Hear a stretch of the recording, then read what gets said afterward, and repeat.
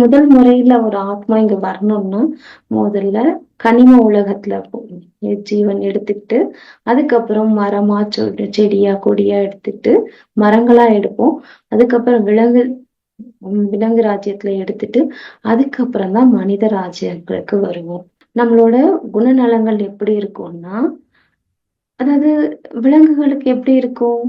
தான் தன்னுடைய பசி, தன்னுடைய ஆஹ் சந்தோஷம், அவ்வளவுதான் இருக்கும். அந்த நிலையிலேயே ஒரு 500 ஜென்மங்கள் எடுப்போம். நான் தான் எல்லாமே, எனக்கு நான் அப்படின்னு சொல்லிட்டு கடவுள் அப்படின்றவங்க இல்லவே இல்லை அப்படின்னு சொல்லிட்டு நாஸ்திகனா நம்ம இருப்போம். அந்த நாஸ்திகனா இருக்கிறதுலயே நிறைய ஞானம் அடைஞ்சு ஒரு 500 ஜென்மங்கள் கிடைப்போம்.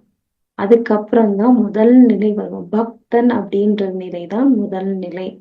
அதாவது முதல் நிலை பக்தன் அப்படின்னா அப்பதான் பூஜை பண்ண ஆரம்பிச்சிருப்பாங்க, கோயிலுக்கு போக ஆரம்பிச்சிருப்பாங்க. கொஞ்சம் வெறித்தனமான பக்தின்னு கூட சொல்லலாம். அந்த பக்தியிலேயே சிறந்த நிலைக்கு வர கத்துப்போம். அந்த 500 ஜென்மங்கள் எப்படி இருப்போம்? அதாவது பயம் போயிட்டு, கடவுள் மேல பயம் போயிட்டு அன்பு வரும்.